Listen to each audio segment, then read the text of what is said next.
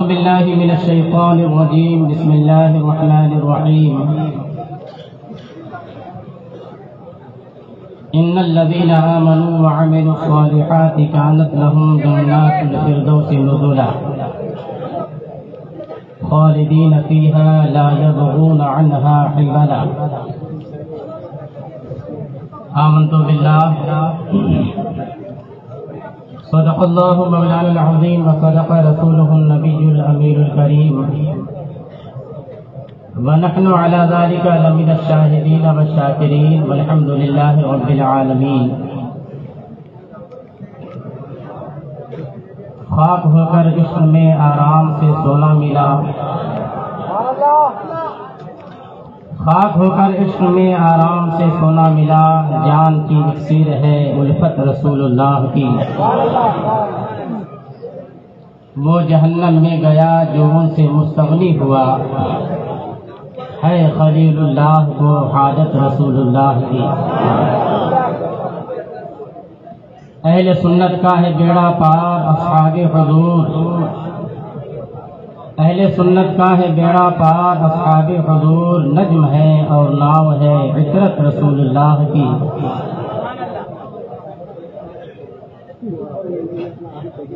عزیزان ملت اسلامیہ،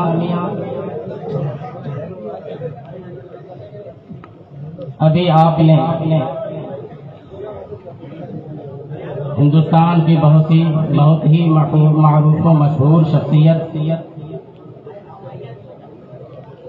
خطیب اہل سنت حضرت علامہ عبد المصطفیٰ صاحب قبلہ حشمتی زیدہ مجروح سے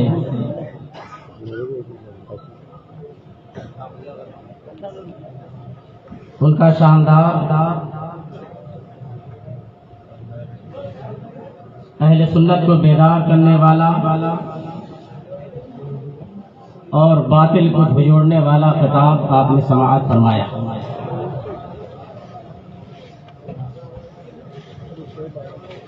حضرات گرامی، اس وقت ہم اور آپ دنیا سنیت کے اس سپوت کی بارگاہ میں اپنی محبتوں کا خراج پیش کرنے حاضر آئے ہیں، جس نے اپنی پوری زندگی مسلک اعلی حضرت کے پرچم کو بلند کیا،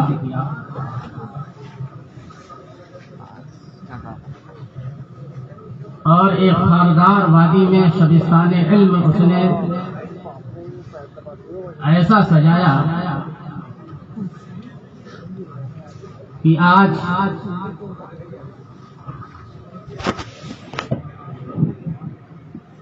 صلح کلیت کے بیچ میں یہ ایسا گلاب کا پھول سجا ہوا ہے جس طریقے سے حقیقت میں گلاب کے پھول کے ارد گرد آس پاس کانٹے رہا کرتے ہیں.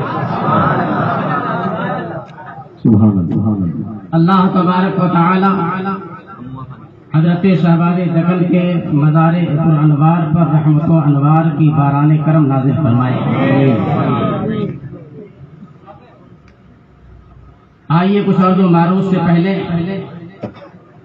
ہم سب مل کر حضور سرورہ خاتم پیغمبراں نبی آخر الزماں سیاح لامکاں شہنشاہ اینوآ جناب احمد مجتبیٰ روحی فدا محمد مصطفیٰ صلی اللہ تعالی علیہ وسلم کی بارگاہ رحمت میں درود و سلام کی نظریں پیش کریں. اللهم صل على سيدنا ومولانا محمد وعلى آل سيدنا ومولانا محمد معدن الجود والكرم منبع العلم والحلم والحكم وآله وأصحابه وبارك وسلم صلاة وسلاما عليك يا سيدي يا رسول الله صلى الله تعالى عليك وسلم. اللہ تبارک و تعالی نے قرآن عظیم میں یہ ارشاد فرمایا، ان الذين آمنوا وعملوا الصالحات كانت لهم جنات الفردوس نزلا. بے شک وہ جو ایمان لے آئے اور اچھے کام کیے، جنت ان کے لیے مہمانی ہے. خالدین فیہا لا یبغون عنہا حولا، وہ اس میں ہمیشہ رہیں گے اور ایسے رہیں گے کہ وہاں سے ادھر ادھر ہونا، وہاں سے منتقل ہونا بھی وہ پسند نہ کریں گے۔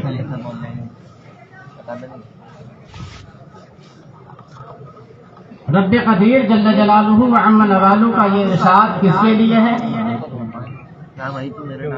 اس کے لیے ہے جس نے اپنے سینے میں رسول کائنات صلی اللہ علیہ وسلم کی محبت کو بسا لیا اور محبت رسول کے حوالے سے سنت رسول کا اپنے آپ کو پیکر بنا لیا۔ عمل صالح ہے کیا؟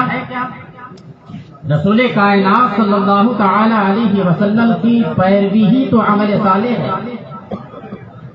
تو جس نے اپنا ایمان لا کر کے اپنے آپ کو عمل صالح کا پیکر بنایا، اللہ تبارک و تعالی اس کے لیے اعلان فرما رہا ہے کہ جنت اس کے لیے مہمانی ہے۔ اور کون سی جنت؟ جنت فردوس۔ حضرت سیدنا ابو ہریرہ رضی اللہ تبارک و تعالی عنہ یہ روایت کرتے ہیں کہ اللہ کے رسول صلی اللہ تعالی علیہ وسلم نے ارشاد فرمایا کہ جب بھی تم اللہ تبارک و تعالی سے مانگو اور اس کی بارگاہ میں سوال کرو تو جنت الفردوس کا سوال کرو، اس لیے کہ جنت الفردوس ساری جنتوں کے بیچ میں ہے اور سب سے بلند مقام پر ہے، سب سے اعلیٰ اور افضل مقام پر ہے۔ اور حضرت سیدنا ابو ہریرہ رضی اللہ تعالی عنہ کی روایت میں یہ بھی ہے کہ جنت الفردوس ہی وہ جنت ہے جس کے نیچے سے جنت کی ساری راہیں رواں اور دواں ہے جاری۔ حضرت سیدنا کعب رضی اللہ تعالی عنہ وہ ارشاد فرماتے ہیں کہ جنت الفردوس اس جنت کا نام ہے، اس مقام کا نام ہے جو ساری جنتوں میں سب سے اونچی ہے، اور اللہ تبارک و تعالی جنت فردوس اسے عطا فرمائے گا جس نے دنیا میں علم حاصل کیا اور نیکیوں کی دعوت دی اور لوگوں کو برائیوں سے روکا، یعنی امر بالمعروف اور نہی عن المنکر کا فریضہ اس نے انجام دیا۔ اللہ تبارک و تعالی ایسے نیکی کی دعوت دینے والوں کو جنت الفردوس عطا فرمائے گا، برائیوں سے روکنے والوں کو جنت الفردوس عطا فرمائے گا۔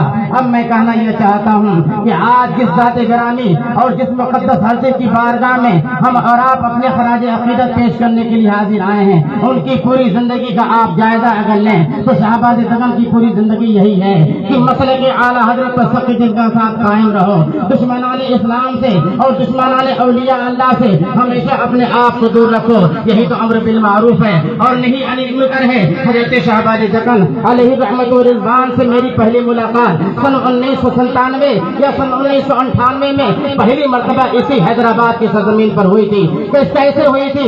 میرا آنا کسی غرض سے ہوا تھا اور یہاں آنے کے بعد جمعہ کا دن تھا، میں بہت کشمکش کا شکار تھا، بہت زیادہ میں پسو پیش میں تھا کہ آخر نماز جمعہ کا ادا کروں تو کہاں ادا کروں، اس لیے کہ یہاں کی تاریخ سے میں بہت اچھی طریقے سے واقف تھا، یہاں کے علماء کے بارے میں، یہاں کی مسجدوں کے بارے میں مجھے کچھ نہ کچھ معلومات ضرور تھی، اس لیے میں بہت زیادہ پسو پیش میں تھا، ہوٹل میں تھا، میں سوچ رہا تھا کہ نماز جمعہ کہاں ادا کروں گا، مگر الحمدللہ رب العالمین جس ہوٹل میں میرا قیام تھا اس ہوٹل کے کاؤنٹر پر جو منیجر تھا اور جس کی ڈیوٹی تھی غالباً ان کا نام یوسف تھا اور وہ حضرت شہباز دغن کے مرید تھے، تو انہوں نے کہا مولانا خوف کرنے کی کوئی ضرورت نہیں ہے، آپ کو گھبرانے کی ضرورت نہیں ہے اور جمعہ کی ادائیگی کے تعلق سے آپ کو سوچنے اور پریشان ہونے کی چندہ ضرورت نہیں ہے، میں آپ کو لے چلوں گا۔ میں نے کہا کہاں آپ لے چلو گے؟ کون یہاں پر ایسا امام ہے جو مسلک اعلیٰ حضرت کے مطابق اپنی زندگی گزارتا ہو، مسلک اعلیٰ حضرت کے مطابق نماز کی ادائیگی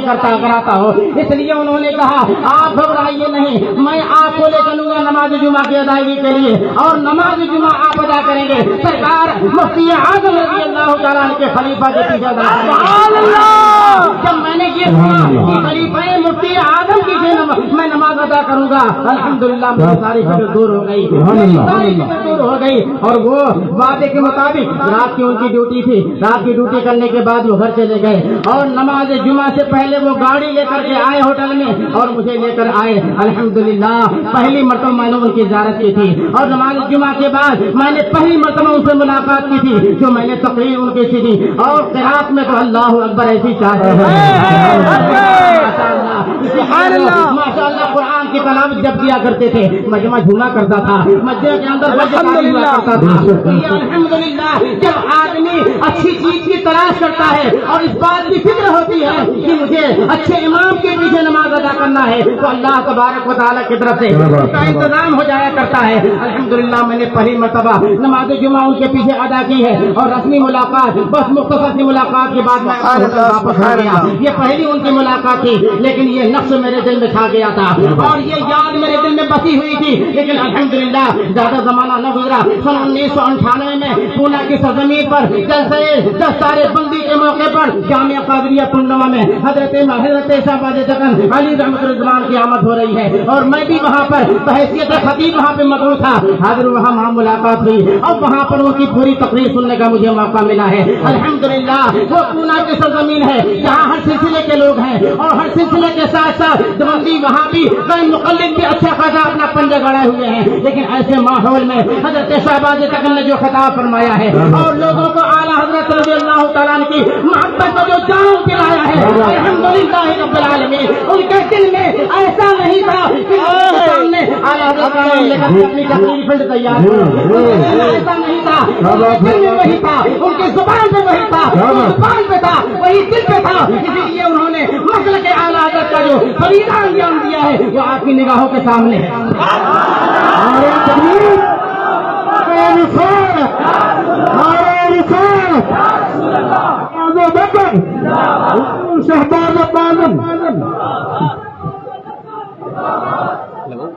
انہوں نے صرف اپنی زبان سے نیکی کی دعوت نہیں دی ہے, انہوں نے نیکی کی دعوت کو عام کرنے کے لیے سیدنا اعلیٰ حضرت رضی اللہ تعالیٰ عنہ کے نام مبارک سے نیکی کا پیغام پہنچانے والا پورا قلعہ تیار کر دیا. سبحان اللہ, سبحان اللہ, سبحان اللہ. اور نام بھی اس کا رکھا فیض رضا. الحمدللہ یہ فیض رضا حیدرآباد کی سرزمین پر مرکزیت جسے حاصل ہے واقعتاً یہ مرکز ہے, واقعتاً یہ مرکز ہے. لیکن یہ آج آپ کو بڑی آسانی کے ساتھ یہ مل گیا ہے.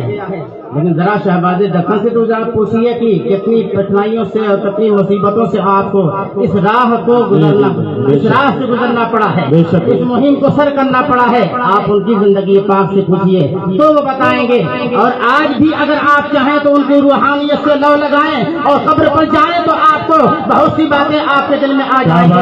حضرت شہباز دکن کو یہ فیض رضا اور یہ مرکز اہل سنت قائم کرنے میں کیسی خاندار والیوں جادیوں سے گزرنا پڑا ہے اور کتنے پتھر کھانے پڑے ہیں. لیکن الحمدللہ وہ پیچھے نہیں ہٹے ہیں. ایک جذبہ تھا اور جذبے کو لے کے آگے بڑھے ہیں اور جذبہ کو جب لے کے آگے بڑھے ہیں اللہ تبارک و تعالیٰ کی تائید نے مکمل طور پر ان کا ساتھ دیا ہے. یہی وجہ ہے کہ نہ جانے ہندوستان کے کس کس صوبے سے آج دیوانوں کی بھیڑ ان کی بارگاہ میں یہ ان کے خلوص کا نتیجہ ہے. نعرہ تکبیر, نعرہ رسالت, عشق محبت, عشق محبت, پیار محبت, پیار محبت, فیض رضا نجدیہ پر, نجدیہ پر, وہابیوں پر, وہابیوں پر, اتاریوں پر, اتاریوں پر, نعرہ تکبیر, نعرہ رسالت. میں نے آپ کی تقریروں میں یہ بھی دیکھا کہ وہ صرف عوام ہی کو تنبیہ نہیں فرماتے تھے کہ تم فوٹو مت جاؤ, وہابیوں کے وہاں رشتہ ناتا مت کرو. یہ صرف عوام ہی کو تنبیہ نہیں فرماتے تھے بلکہ جو علماء فوٹوگرافی کیا کرتے تھے ان علماء کو بھی آپ نے تنبیہ فرمائی ہے, تنبیہ فرمائی ہے. ورنہ ایسا بھی ہے کہ جہاں سے لوگوں کو موٹے نذرانے ملتے ہیں آدمی آنکھ بند کر کے وہاں سے نکل جایا کرتا ہے، لیکن الحمدللہ شہباز تغی کی وکیل آج بھی موجود ہیں۔ انہوں نے دین میں رہبانیت اور دین میں کسی طریقے سے لوگوں کے ساتھ کمپرومائزنگ کا کوئی معاملہ نہیں رکھا ہے۔ مسلک اعلیٰ حضرت کا جو پیغام تھا انہوں نے گھر کے اندر بھی اور گھر کے باہر بھی اسی انداز سے پہنچایا ہے جیسے انہوں نے اپنے بچوں کی تربیت کی ہے، اسی طریقے سے اپنے مریدین کی تربیت کی ہے۔ اور یہ تربیت کا سب سے انوکھا اور سب سے نرالا طریقہ ہے کہ انہوں نے رسول کائنات صلی اللہ تعالی علیہ وسلم کی محبتوں کا جام لوگوں کو پلانے کے لیے آپ نے یہ ادارہ قائم فرمایا ہے۔ علم ایک ایسی چیز ہے کہ یہ اگر آدمی کے پاس ہے تو آدمی اجالے میں ہے، سبحان اللہ۔ آدمی اندھیرے میں کبھی نہیں جا سکتا ہے جب تک وہ اپنے علم سے ناانصافی نہیں کرے گا، جب تک وہ اپنے علم سے غداری نہیں کرے گا وہ کبھی وہ اندھیرے میں نہیں جا سکتا ہے۔ اللہ تبارک و تعالی جنت فردوس نیکی کی دعوت دینے والوں کو عطا فرمائے گا، برائیوں سے روکنے والوں کو عطا فرمائے گا۔ یہ نیکی کی دعوت دینے والا قلعہ اور اس میں جو اساتذہ کرام ہیں الحمدللہ ان کا بھی انہوں نے امتحان رکھ کر کے مسلک کے معاملے میں بہت ٹھوک بجا کر کے انہوں نے یہاں پر انہیں مسئلہ تدریس ان کو سپرد کیا ہے کہ وہ پڑھائیں، ہمارے بچے یہاں سے نکلیں تو ایسا نہ ہو کہ بچے نکلنے کے بعد کوئی ٹی وی کو جائز کرتا چلا جائے، کوئی ویڈیو کو جائز کرا دیتا ہو نظر آئے اور کوئی جو ہے کوئی اور کام کرتا ہو نظر آئے۔ انہوں نے اساتذہ بھی جو رکھے ہیں وہ بہت اچھی طریقے سے جانچ پڑتال کر انہوں نے اساتذہ رکھے ہیں کہ انہوں نے وہ جو اپنے بچوں کو تعلیم دیں گے، اپنے بچوں کے سینے میں جو علم ڈھونڈیں گے ان کا اساتذہ کا عالم یہ ہے کہ خود ان کا سینہ محبت اعلیٰ حضرت سے بھرا ہوا ہے، محبت تاج شریعت سے بھرا ہوا ہے، مسلک اعلیٰ حضرت کی تعلیم ان کے سینے میں موجود ہے اور اسی سرکس میں سے لوگوں کو لوگ فیضیاب کرتے ہوئے لوگ نظر آ رہے ہیں۔ حضرت شہباز تغی کا یہ بہت بڑا کارنامہ ہے۔ علم کیا چیز ہوتی ہے آپ کو معلوم ہے؟ یہ علم وہ چیز ہے کہ ہر علم جس کے پاس ہوتا ہے وہ آدمی کو برتر بالا رکھتا ہے، فوقیت ادا کرتا ہے۔ آپ کو معلوم ہے کہ جب حضرت سیدنا عبداللہ ابن عباس رضی اللہ تعالی عنہما رسول کائنات صلی اللہ تعالی علیہ وسلم نے آپ کے لیے جو دعا فرمائی ہے اور آپ کے سینے اقدس سے ہاتھ رکھا ہے اور دعا فرمائی ہے تو کیسی دعا فرمائی ہے اور دعا کی برکت کیا ہوئی ہے، علم کیسا ان کے سینے میں وسلم کے لیے انہوں نے وضو کے لیے پانی رکھا تھا۔ میرے آقا استنجا فرمانے کے بعد تشریف لائے، پوچھا کہ پانی کس نے رکھا ہے؟ ابن عباس نے رکھا ہے، بتایا گیا ہے اللہ کے رسول صلی اللہ تعالی علیہ وسلم نے اپنے دست نبوت کو اٹھایا ہے، وہ اب اپنے دست نبوت کو اٹھایا اور اللہ تعالیٰ کی بارگاہ میں دعا کرتی ہے، زبان اٹھی ہے، کون سی زبان؟ میرے امام کہتے ہیں وہ زبان جس کو سب سیدنا آقا علیہ السلام نے ان کے لیے دعا فرما دی ہے۔ اب دعا فرما دی ہے علم قرآن کی، تفقہ فی الدین کی دعا فرما دی ہے، تو ایسا ان کے سینے میں علم قرآن موجود ہوتا ہوا نظر آ رہا ہے کہ سیدنا ابن عباس رضی اللہ تعالی عنہما ایک جگہ ارشاد فرماتے ہیں لو اضاع علی قال بعیر لوجدته فی کتاب اللہ، اگر میرے اونٹ چرانے کی رسی گم ہو جائے تو میں ادھر ادھر تلاش نہ کروں گا، اللہ تبارک و تعالیٰ کی کتاب قرآن عظیم میں تلاش کر لوں گا میں۔ سبحان اللہ سبحان اللہ۔ ہمارا کوئی سامان گم ہو جائے تو ہم اعلان کرائیں گے، ان سے پوچھیں گے ان سے پوچھیں گے، مگر اللہ اکبر ایسا علم میرے آقا نے سیدنا ابن عباس کو عطا فرمایا ہے، ایسی بصیرت عطا فرمائی ہے، ایسا توقع عطا فرما دیا ہے کہ سیدنا عبداللہ ابن عباس رضی اللہ تعالی عنہما کہتے ہیں کہ میرے اونٹ چرانے کی رسی گم ہو جائے تو میں ادھر ادھر دلا تلاش کروں گا، بلکہ اللہ تبارک و تعالیٰ کی کتاب قرآن عظیم سے میں ڈھونڈ نکالوں گا۔ ایسا علم اللہ نے عطا فرمایا ان کو، اسی بنیاد پر ان کو بہت سے بڑے اور معمر صحابہ کرام پر فوقیت حاصل تھی اور آپ کی کیبنٹ میں بڑے بڑے معمر صحابہ بھی رہتے تھے۔ بعض صحابہ کو اس بات پر اعتراض ہوا کہ ہم بڑوں کے بیچ میں آپ بچے کو کیوں داخل کرتے ہیں، ہم بڑوں کے بیچ میں آپ بچوں کو کیوں لاتے ہیں؟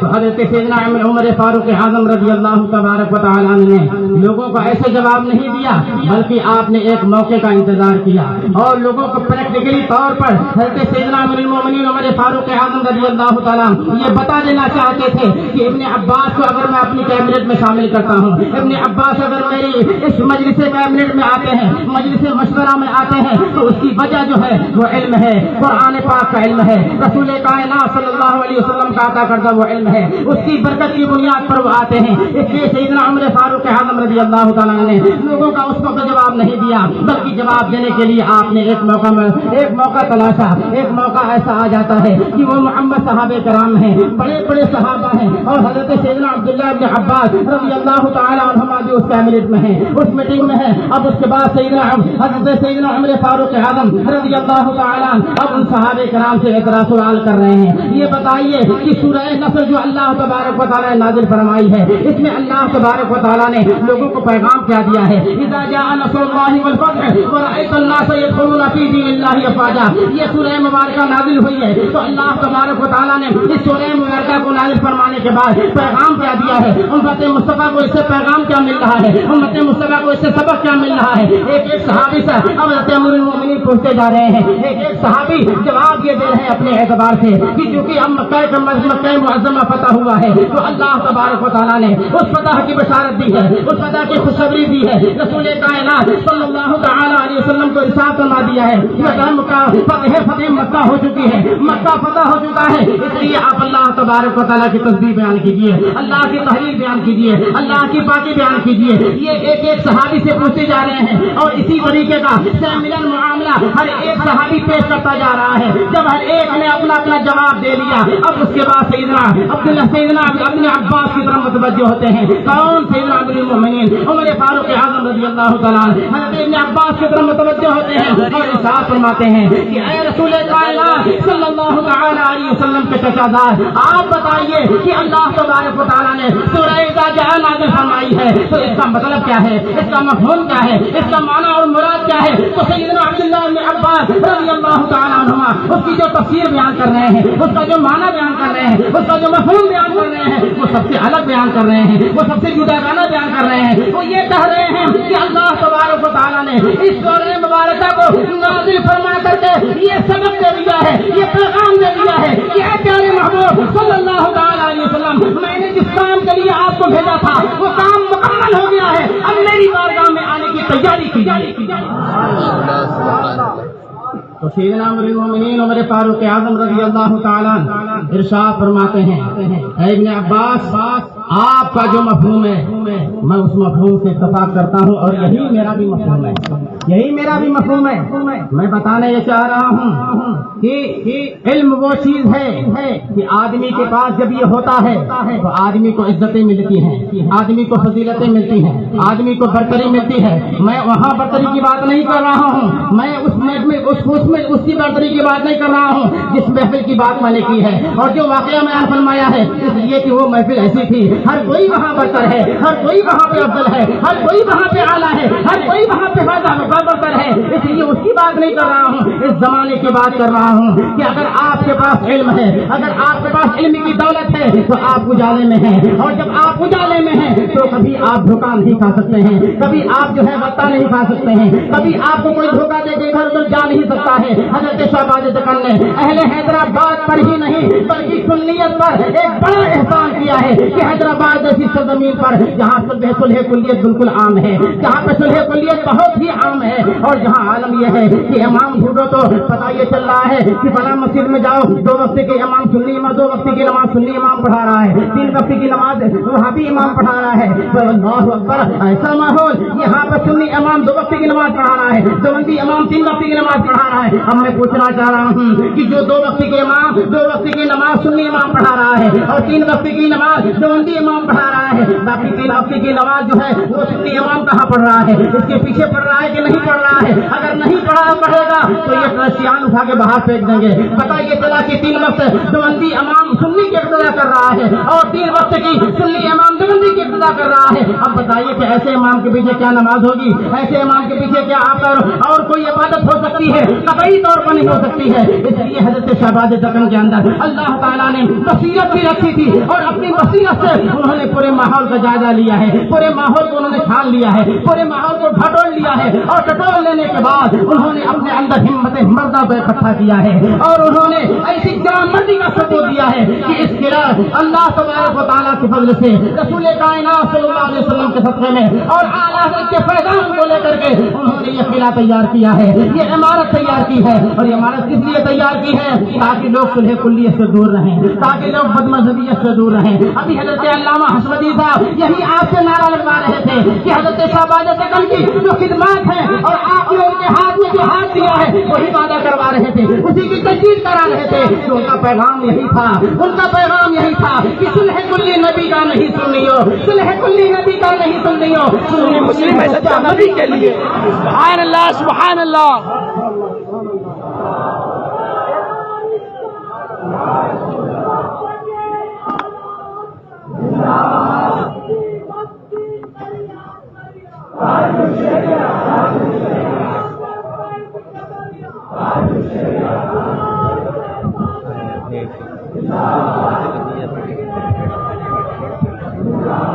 اٹھنا نہیں اٹھنا نہیں. بس اب دارہ کم لگائیے، وقت بہت کم ہے.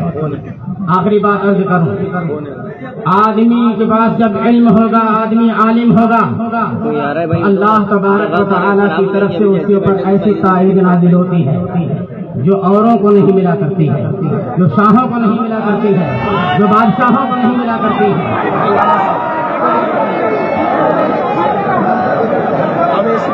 اعزاز و جانشین حضور شہباز سکن کی آمد. سبحان اللہ ماشاء اللہ.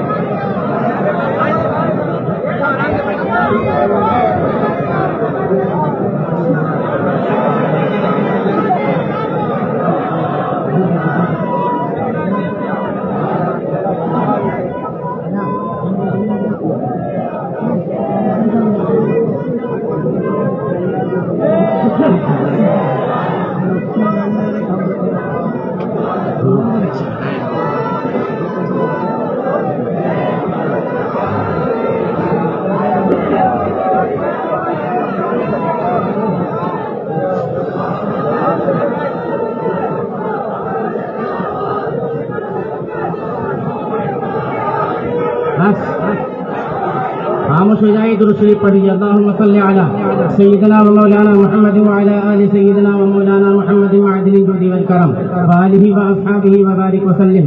صلاۃ و سلام علیک یا رسول اللہ. میں یہ عرض کر رہا تھا کہ جب آدمی کے پاس علم ہوگا تو علم کی برکتیں اسے ایسے سایہ دگن اور ایسے سائے میں لیے رہتی ہیں کہ آدمی اپنے آپ کو بے حیائی سے بچاتا ہے، آدمی اپنے آپ کو راہ راست پہ بھی رکھتا ہے اور دوسروں کو راہ راست پہ رکھنے کی کوشش کرتا ہے.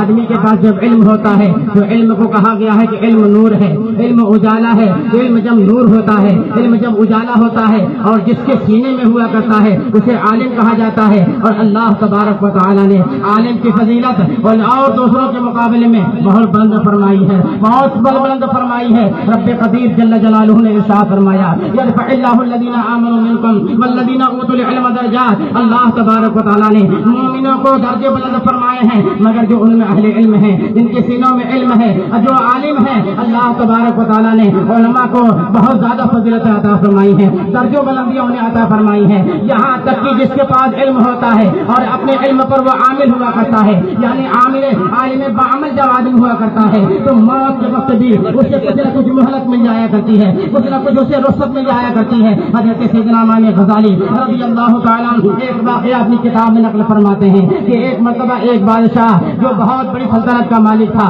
بڑے کروفر کا وہ بادشاہ تھا، بڑے زیادہ اس کے پاس غلام بدمادیاں تھیں اور بہت بڑی مملکت کا وہ بادشاہ تھا.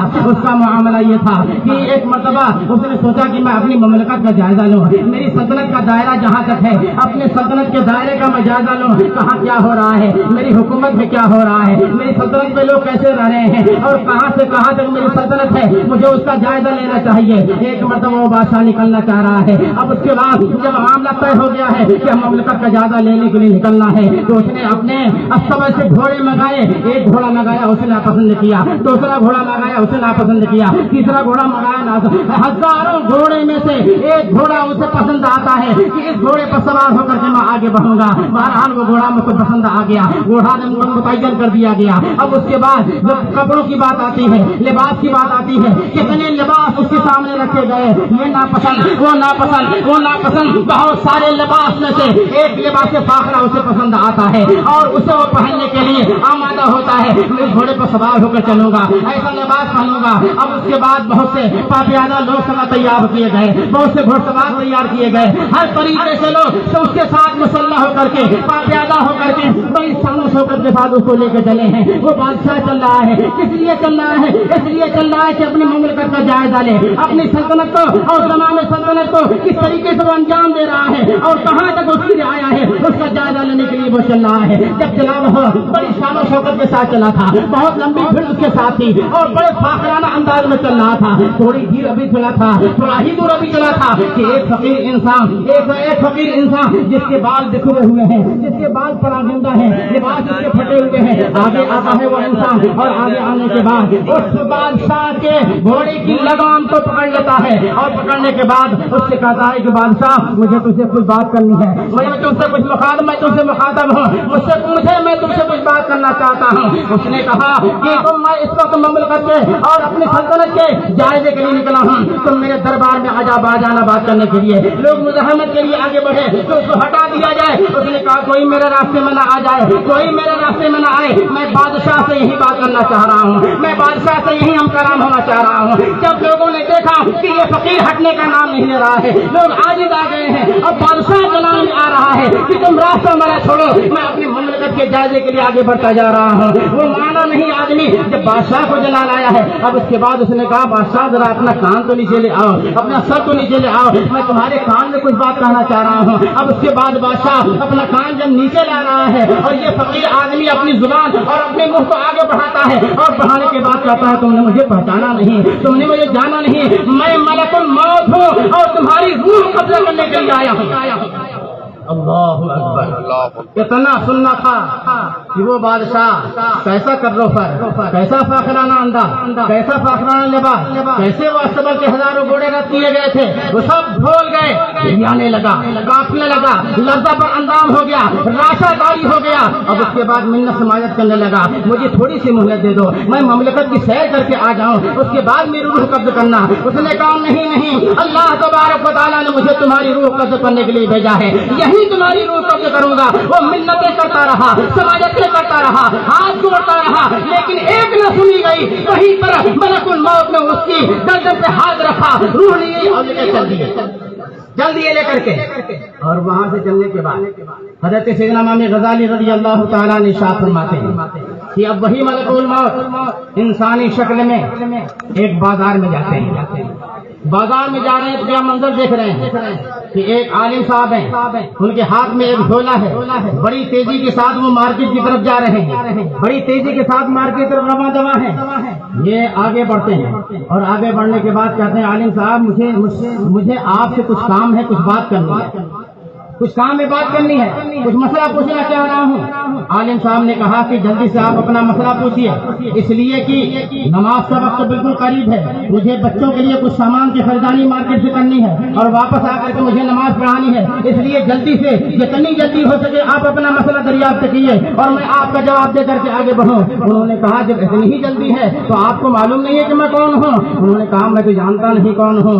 ملک الموت کہتے ہیں کہ اے عالم صاحب میں کوئی اور نہیں ہوں اور کوئی اور مسئلہ لے کر نہیں آیا ہوں، یہ مسئلہ لے کر آیا ہوں کہ میں ملک الموت ہوں، آپ کی روح قبض کرنے کے لیے آیا ہوں۔ اتنا سننا تھا، عالم بے قرار ہو جاتے ہیں، بے چین ہو جاتے ہیں، کہتے ہیں مرحبا مرحبا، خوش آمدید، آپ کے انتظار میں میں اپنی پوری زندگی ختم کر دیا، آپ ہی کے انتظار میں تمہارا شب و روز گزار رہا تھا، جلدی کیجیے میری روح قبض کیجیے۔ انہوں نے کہا کہ اے ملک الموت، اب کہتے ہیں کہ ہاں اتنی جلدی نہیں ہوگی، جائیے آپ اپنے بچوں کے خرد و نوش کا سامان کر لیجیے، آئیے مارکیٹ اپنے بچوں کی ضرورت کے سامان لے لیجیے، واپس آئیے گا تو آپ کی روح قبض کی جائے گی۔ لیکن عالم ربانی کہتے ہیں کہ بچوں کا خالق بھی اللہ تعالیٰ ہے، بچوں کا کفیل بھی اللہ تعالیٰ ہے، بچوں کی ضرورتوں کا پورا کرنے والا بھی رب قدیر ہے، اس لیے آپ میری روح قبض کیجیے۔ اللہ ان کا خالق ہے، اللہ ان کا مالک ہے، اللہ ان کا رازق ہے، وہ ان کی ضرورتوں کو پورا کرے گا۔